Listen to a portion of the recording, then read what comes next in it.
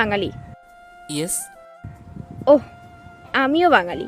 তা আপনি এভাবে দৌড়াচ্ছেন কেন? আর বইলেন না, আমার বউটা ড্রিঙ্ক করছিল, এখন উল্টাপাল্টা করতেছে। আচ্ছা চলুন তো দেখি। তারপর ওনাকে নিয়ে রুমে এসে দেখি রিয়া ঘুমিয়ে পড়ছে। আরে উনি তো ঘুমিয়ে পড়েছে। আচ্ছা আপু, আপনি কি ওর ড্রেসটা চেঞ্জ করে দিবেন? আপনি ওনার হাজবেন্ড না? হ্যাঁ, মানে আমি তো মেয়েদেরকে ড্রেস পরাতে পারি না।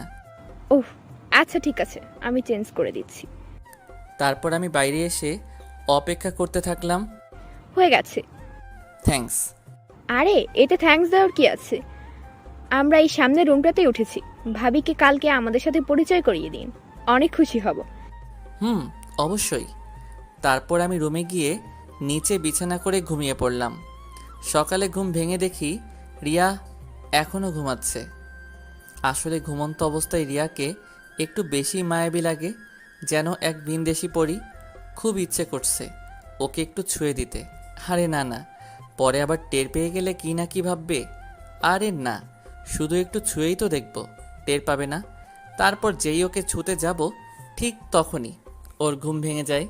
তুমি ছি ছি, সাত তুমি এত বাজে তুমি। এসব বলতেছে, ঠিক তখনই ও খেয়াল করে দেখে যে ওর ড্রেস চেঞ্জ করা, আর সাথে সাথেই ঠাস। আমি গালে হাত দিয়ে ওর দিকে বোকার মতো তাকিয়ে আছি। তুই তুই এটা করতে পারলি? তুই এত খারাপ, আমি স্বপ্নেও ভাবি নাই তুই এমন খারাপ একটা কাজ করতে পারবি। রিয়া, বিলিভ করো, আমি তোমার কোনো ধরনের ক্ষতি করিনি। তারপর রিয়া আমার গালে আরেকটা থাপ্পড় মারলো। তোকে আমার চেনা হয়ে গেছে। আমি ভেবেছিলাম তুই ফাজিল হলেও তোর মনটা অনেক ভালো, কিন্তু তুই তুই এটা কেন করলি? আমি আর কিছু না বলে রুম থেকে বেরোতে যাব, এমন সময় রাতে যে বাঙালি আপুটা আমায় হেল্প করছিলেন। আরে উনি কোথাও যাচ্ছেন নাকি? আমরা আরও ভাবলাম আপনার স্ত্রীর সাথে পরিচিত হব। না মানে কোথাও যাচ্ছি না, আসেন আপনারা ভিতরে আসেন। উনি হচ্ছেন আমার হাজবেন্ড। হাই, আমি ইমন। হাই, আমি সাদ। রুমের ভেতরে যেতে রিয়া সাদের দিকে তাকিয়ে ইশারায় কিছু একটা বলতে চাইল। রিয়া, ওনারা আমাদের সামনের রুমটাতে উঠেছে, আর ওনারাও বাঙালি। আপনারা বসুন না।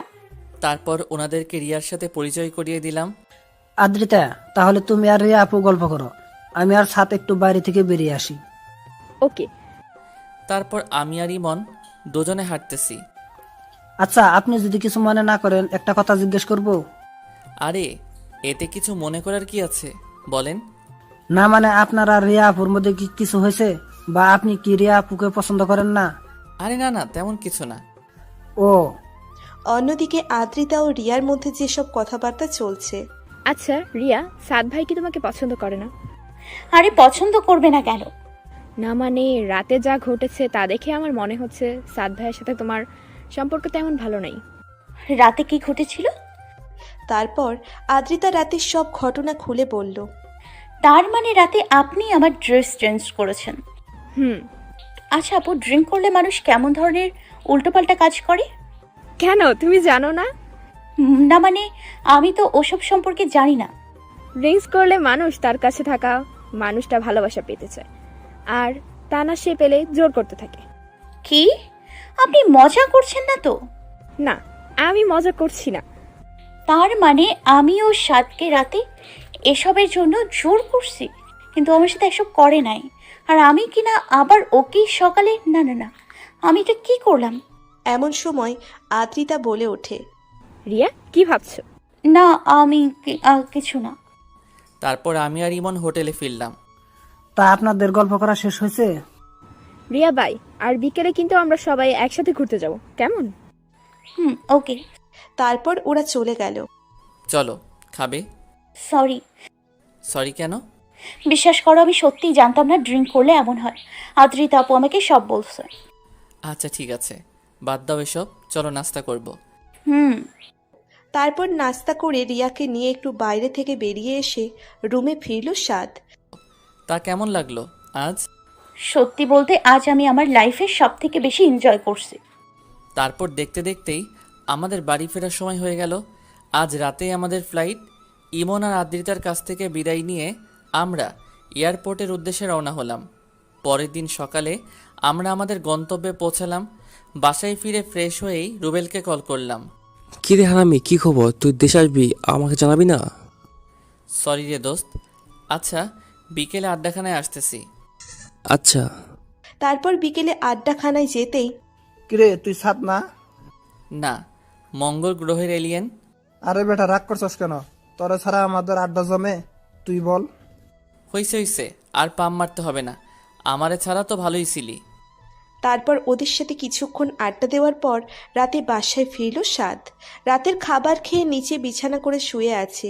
কি ব্যাপার, নিচে শুয়ে আছো কেন? তো কি করব? ওপরেই ঘুমাও, আমি তোমাকে বিশ্বাস করি। আমি এখানেই ঠিক আছি, এত করুণা দেখাতে হবে না। রিয়ার মনটা খারাপ করে বিছানায় গিয়ে শুয়ে পড়ল। সকালে ঘুম থেকে উঠে ফ্রেশ হয়ে নাস্তা করে কলেজে চলে গেল সাদ।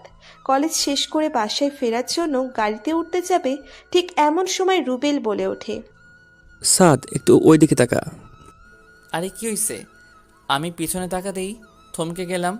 আমার পুরো শরীর দিয়ে ঠান্ডা স্রোত বয়ে গেল। রিয়া রিয়া রিকশায় বসে একটা ছেলের হাত ধরে তার কাঁধের উপর মাথা রেখে হেসে হেসে কথা বলছে। চল, আজকে শালা শেষ দিন, শালার মেরে হাতগু ভেঙে দিব। না থাক, এখানে পাবলিসিটির মধ্যে কিছু করলে আমাদেরই মান সম্মান যাবে। চল, এদেরকে ফলো করি, দেখি ওরা কোথায় যায়, কি করে। তারপর সাদ ওদেরকে ফলো করতে করতে দেখে ওরা সাদদের বাসার সামনের রাস্তায় এসে ওই ছেলেটা রিক্সা থেকে নেমে রিয়াকে বাসায় উঠিয়ে দিয়ে ও একটা অন্য গাড়ি ধরে অন্য একটা রাস্তায় রওনা দিল। রুবেল এবং সাদ ওর পিছন পিছন যেতে থাকে। তারপর কিছু দূর যাওয়ার পর ওই ছেলেটা একটা বাড়ির ভিতরে ঢুকে যায়। রুবেল, এই এলাকায় তোর কোনো পরিচিত লোক আছে যে আমাদের এই ছেলেটার সম্পর্কে সকল ডিটেলস দিতে পারবে? আমার এক দূর সম্পর্কে মামাতো ভাই আছে, দাঁড়া ওকে কল দিচ্ছি। তারপর রুবেলের ভাইয়ের সাথে কথা বলে যতটুকু জানতে পারল ওই ছেলেটার নাম সোহান। পড়াশোনা শেষ করে এখন ওর বাবার ব্যবসা দেখাশোনা করছে। রুবেল, এখন আমাদের সোহানের সম্পর্কে সব কিছু জানতে হবে। ও প্রতিদিন কোথায় কোথায় যায়, কি করে, সব কিছু। কিন্তু এসব জেনে আমরা কি করব? দেখ, আমাদের যদি মনে হয় যে ভালো ছেলে ও রিয়ার যোগ্য, তাহলে আমি নিজে রিয়াকে ওর হাতে তুলে দিব। পাগল হয়ে গেছিস নাকি? কি বলছিস সব? হ্যাঁ, ঠিকই বলছি। তাহলে তোর কি হবে? আমি যতটুকু জানি তুইও তো রিয়াকে ভালোবাসিস। হ্যাঁ, ভালোবাসি বলেই তো আমি ওর কষ্টটা সইতে পারবো। ও যার কাছে ভালো থাকতে পারে, আমি তার হাতেই ওকে তুলে দিব। দেখ সাদ, আমি তোর সাথে একমত না। দেখ, তোর ফ্যামিলি কেউই এটা মেনে নেবে না। আরে, আমার ফ্যামিলিকে ম্যানেজ করার দায়িত্ব আমার। তাহলে তুই যা ভালো মনে করিস তাই কর, আমার কথা তো আর শুনবি না। প্লিজ দোস্ত, রাগ করিস না। তুই ছাড়া আমার আর কে আছে বল? আচ্ছা ঠিক আছে, আমি দেখতেছি। তারপর বাসায় সাজ যেতেই কিরে, এত দেরি করলি কেন? আম্মু একটা ফ্রেন্ডের বাসায় গেছিলাম, তাই দেরি হয়ে গেছে। ওহ আচ্ছা, ফ্রেশ হয়ে তাড়াতাড়ি আয়। রিয়া সেই কখন থেকে তোর জন্য না খেয়ে বসে আছে। আচ্ছা তুমি যাও, আমি ফ্রেশ হয়ে আসতেছি।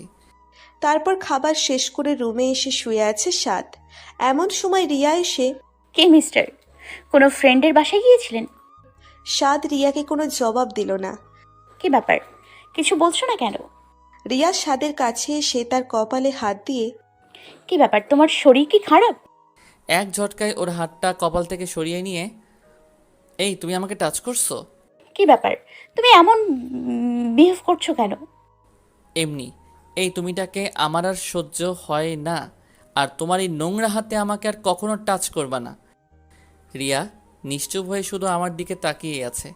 আমি ওকে আর কিছু না বলে বাসা থেকে বেরিয়ে আড্ডাখানায় চলে আসলাম।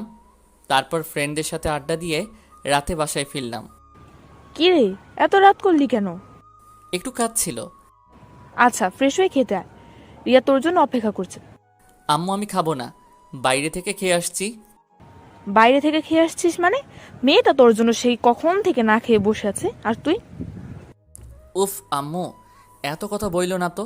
আর তাকে বলে এত ঢং করতে হবে না, আমার জন্য অপেক্ষা না করে নিজে খেয়ে নিতে। এই, তোর কি হয়েছে? তুই তো এমন ভাবে কথা বলিস না। কিচ্ছু হয়নি, আর আমাকে আর বিরক্ত কইরো না।